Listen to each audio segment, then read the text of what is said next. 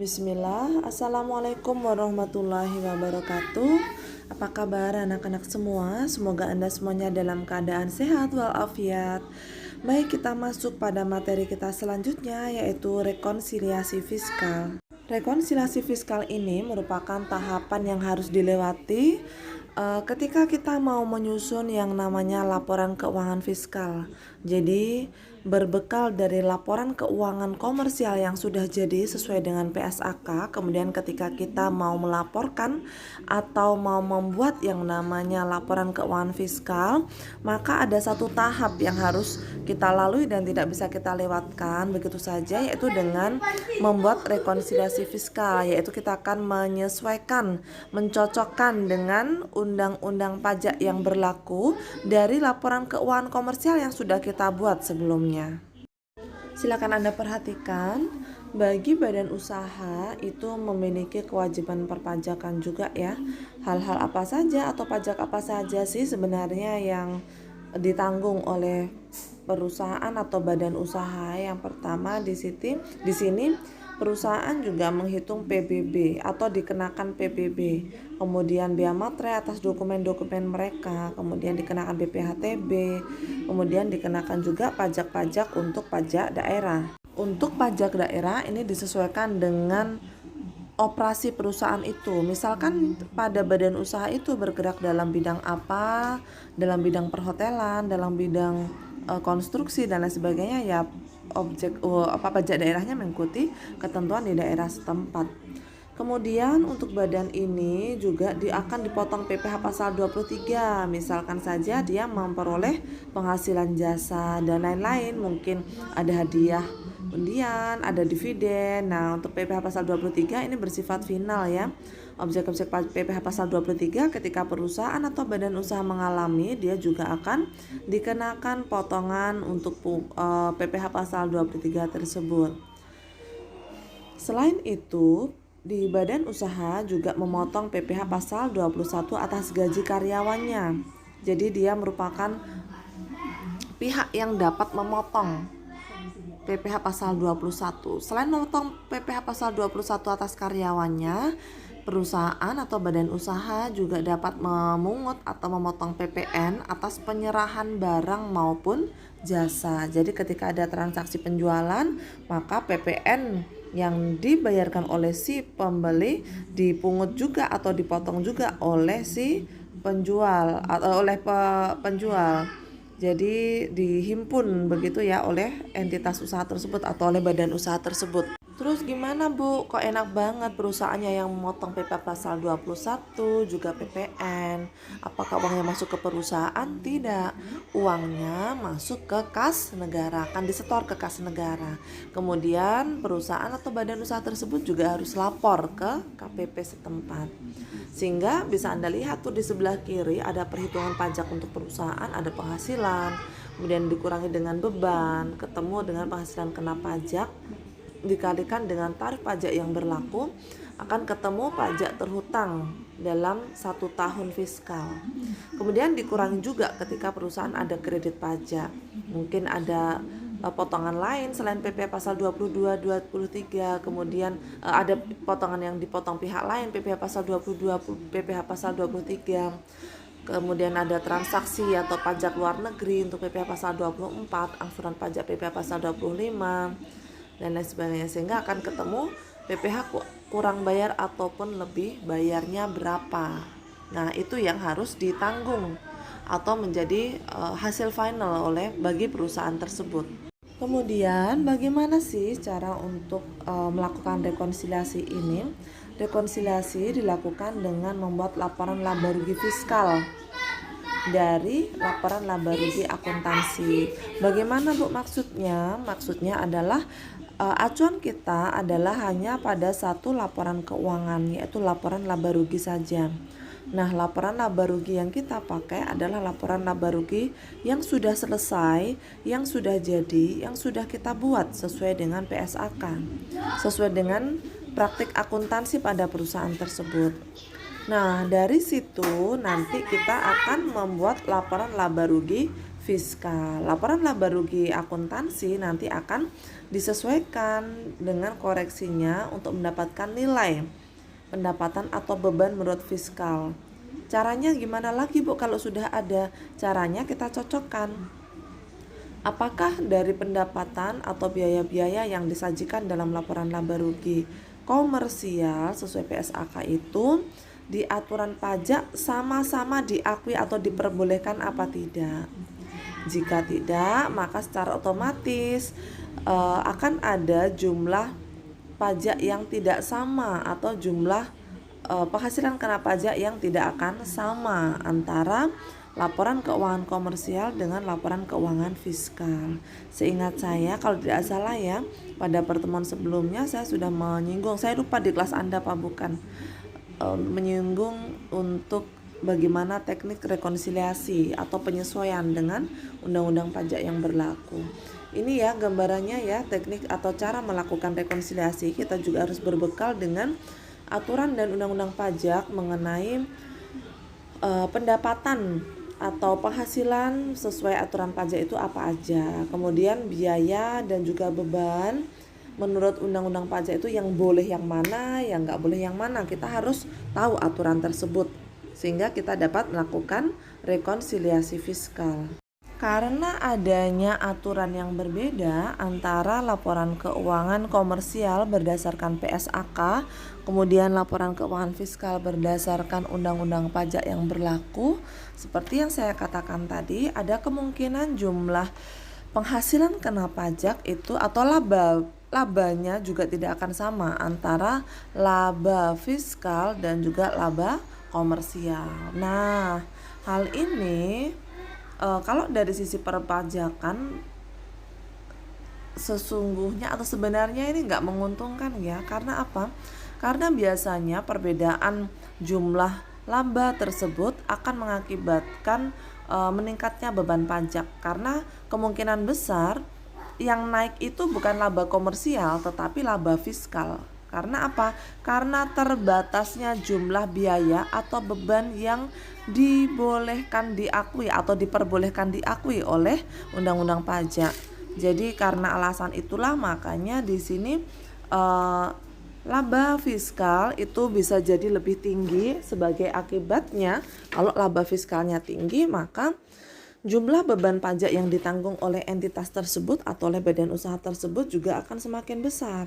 Nah, itu ya perbedaan tinggi laba. Tetapi kalau dilihat dari sisi akuntansinya, karena laba itu naik, laba itu semakin besar, maka secara otomatis hal ini cukup menguntungkan karena dapat menarik investor maupun calon investor. Karena melihat labanya kok tinggi, kok bertambah kayak gitu kan, secara otomatis pihak-pihak yang berkepentingan, investor-investor yang ingin berinvestasi pada entitas tersebut akan semakin suka, akan semakin senang, sehingga mereka akan segera membeli saham dari perusahaan tersebut. Nah, hal itu loh yang menjadi perbedaan atau menjadi latar belakang perbedaan antara laporan keuangan fiskal dengan laporan keuangan komersial. Ketika dilakukan rekonsiliasi, di sini kita akan melihat aturan pajak yang berlaku itu seperti apa, sehingga akan menyebabkan perbedaan itu tadi, perbedaan jumlah laba komersial dan juga laba fiskal. Dan perbedaan ini tidak hanya terjadi di Indonesia saja, tetapi di negara lain juga. Maka di sini kalau kita bisa lihat penelitian-penelitian yang terkait dengan book tax gap itu juga banyak sebenarnya, tapi perlu diteliti memang penyebabnya apa, kemudian apa akibatnya jika terjadi hal tersebut dan lain sebagainya. Yang jelas di sini harapan semua badan usaha maupun perorangan pajak itu tidak terlalu tinggi ya, harapannya tetap pajak itu kecil saja dan dengan sistem yang mudah sehingga tidak memberatkan warga negara. Ketika kita melakukan rekonsiliasi, seperti saya bilang tadi, akan terjadi perbedaan antara komersial dengan laba fiskal ya. Kalau sesuai PSAK kita menghasilkan ilmu akuntansi, kemudian sesuai dengan undang-undang pajak yang berlaku, kita karena dua hal ini berjalan beriringan dalam pembuatan laporan keuangan fiskal, maka akan dapat menyebabkan perbedaan. Bila saya dilihat di bagian, perbedaannya ada permanen dan juga temporer ya. Kalau yang perbedaannya bisa dilakukan melalui penelitian book tax gap, effective tax rate, dan lain-lain. Masih banyak juga perbedaan atau penelitian yang perlu dilakukan atas perbedaan tersebut. Perbedaan temporer di sini ada pajak tangguhan, aktiva hutang, beban, dan juga pendapatan. Ketika kita menyusun rekonsiliasi fiskal menyesuaikan dengan undang-undang pajak yang berlaku, di sini secara teknisnya kita akan melihat mana yang boleh, mana yang tidak. Sehingga berdasarkan sifatnya, koreksi atau perbedaan ini nanti akan masuk dalam yang namanya koreksi fiskal positif dan juga koreksi fiskal negatif. Yang masuk positif adalah sifatnya dia ini meningkatkan penghasilan kena pajak. Jadi, Anda harus ngapalin salah satu nih. Ini nanti. Jika jumlah yang masuk atau yang dikoreksi tersebut dapat meningkatkan jumlah laba rugi atau laba kena pajak atau penghasilan kena pajak, maka dia masuk pada koreksi fiskal positif. Kalau mengurangi, berarti sebaliknya dia akan mengurangi. Kalau saran saya Anda menghafalkan salah satu. Kalau bisa dipahami, maka pasti Anda akan paham keduanya. Tapi kalau biasanya memahami agak sulit daripada susah-susah, tak ngapalin salah satu, silahkan. Yang penting Anda bisa memahaminya. Kemudian berdasarkan jangka waktu ada perbedaan temporer dan juga perbedaan permanen. Silahkan Anda perhatikan, ini adalah laporan keuangan. Yang atas adalah laporan keuangan berdasarkan PSAK, dipergunakan sebagai acuan dalam pembuatan laporan fiskal setelah dilakukan rekonsiliasi atau koreksi fiskal. Rekonsiliasi itu disebut juga dengan koreksi fiskal juga ya, nanti akan terjadi koreksi fiskal positif dan juga koreksi fiskal negatif.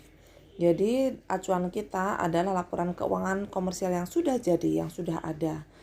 Laporan keuangan fiskal atau laporan fiskal disampaikan sebagai catatan dalam laporan keuangan sekaligus menjadi dasar pengungkapan komponen tertentu, dan khususnya ini untuk laporan fiskal ditujukan hanya kepada satu pihak, yaitu untuk pelaporan pajak saja. Berikut rincian item untuk rekonsiliasi yang perlu kita siapkan. Yang pertama, kita harus memiliki data-data mengenai penghasilan yang bukan objek pajak.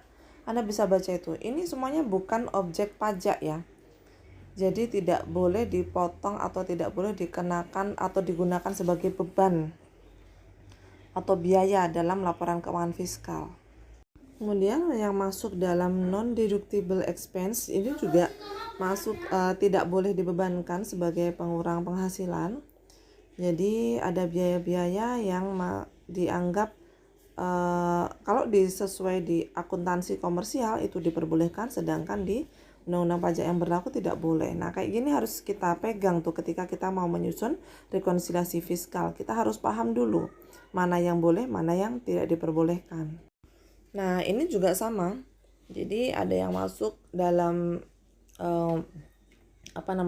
biaya-biaya yang tidak boleh dibebankan. Kita kategorikan untuk non-deductible sama yang deductible expense.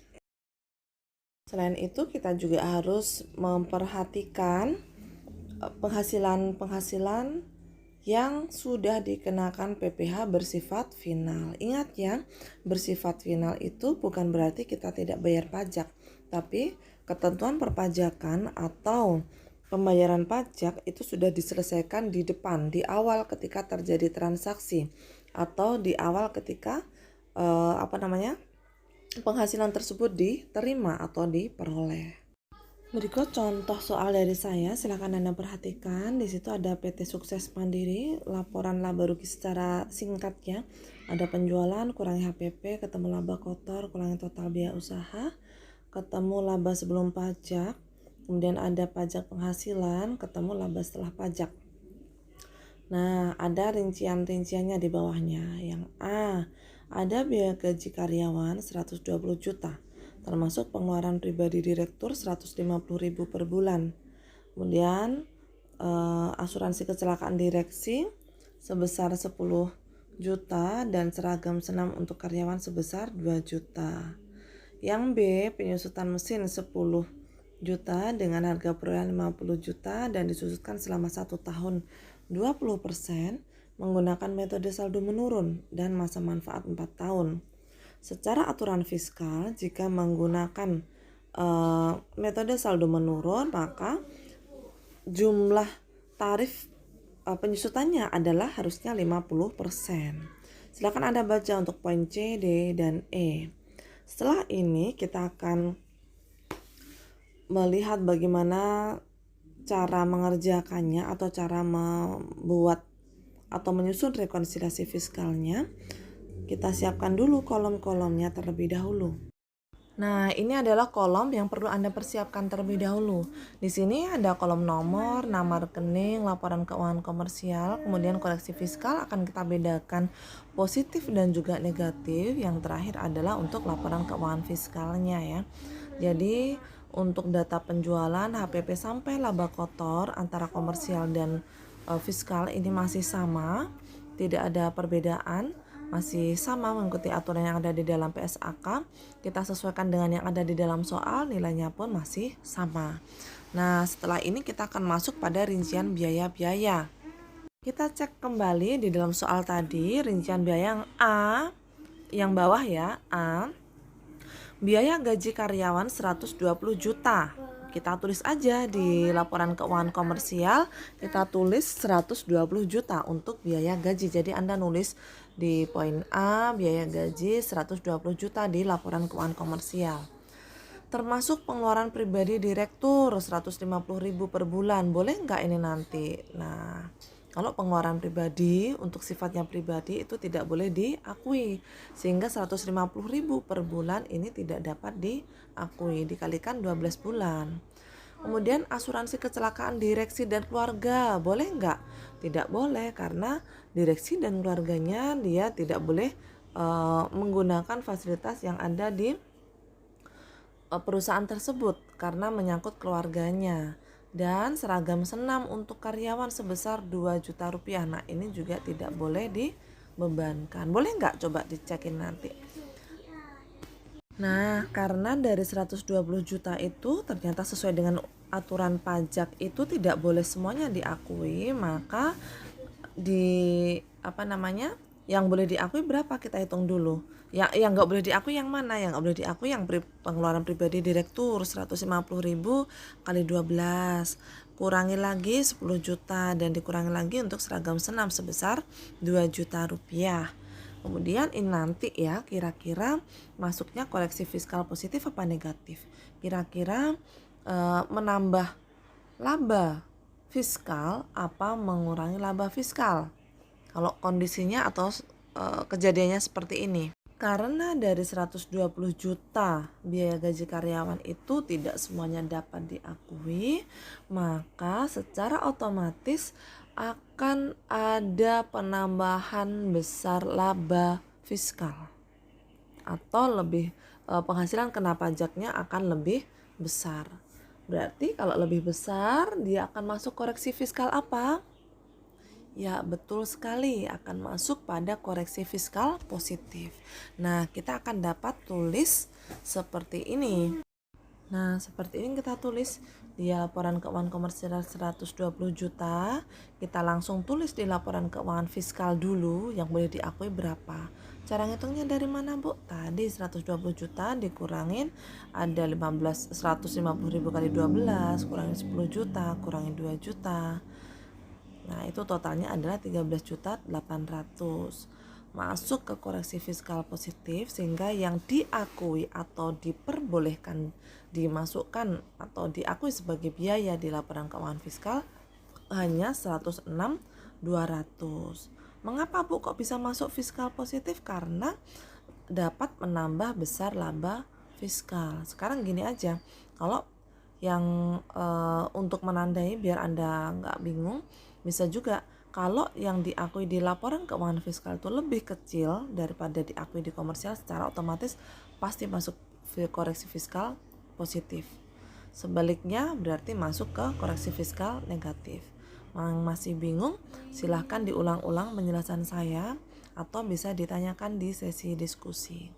Silahkan Anda kerjakan untuk poin-poin selanjutnya. Setelah itu kita akan bisa kumpulkan dan kita akan bahas bersama. Mohon maaf banyak kekurangan dan kesalahan dari saya. Sekian dulu. Jangan lupa jaga kesehatan Anda, jaga juga sholat Anda, jaga ibadah Anda. Assalamualaikum warahmatullahi wabarakatuh.